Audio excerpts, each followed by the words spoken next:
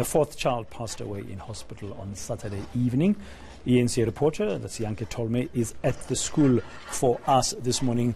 Yanke, a very good morning to you. Of course, we understand from last week that the school remains closed, but this morning there could be some activity there happening. What's going on?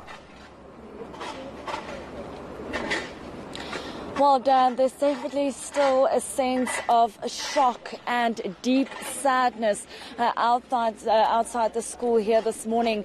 You can see a lot of community members stopping by and taking some time to go through some of the pictures and some of the messages that the community members and fellow learners have put on the fence here behind me. And I have to say, I myself looked at some of the pictures, read some of the messages, and it's obviously heartbreaking because this happened only last week Friday, so this means that the number now standing at 4 pupils will not be returning to school this morning. As you've mentioned, that the school remains closed, but we do understand that counselling will continue at the school this morning. We heard from the Education Department that they will be prioritising specifically grade 12s because not only did they specifically lose fellow learners, but it's also a difficult time for them as they have to be focusing on their school in their final year in matric. But obviously that is being brought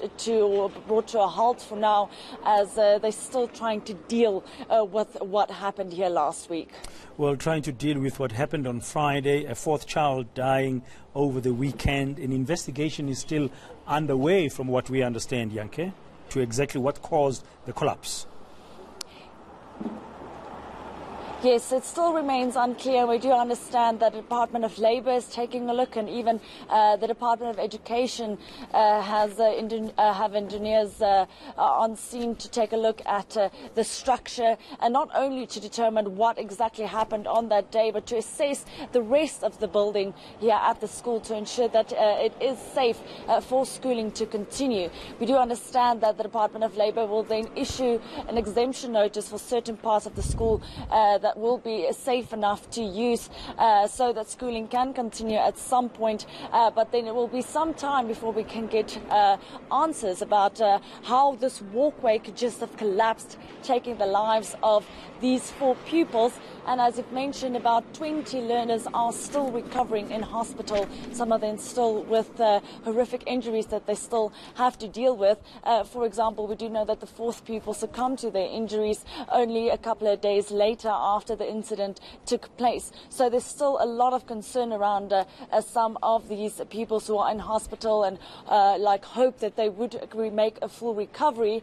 But like I said, it only happened on Friday. The community is still in shock. There's still a sense of sadness outside here. It's obviously a difficult incident that the community has to deal with at this stage. Thank you very much, Yanke Tolme, there at the Hoerskool Driehoek in Vanderbijlpark.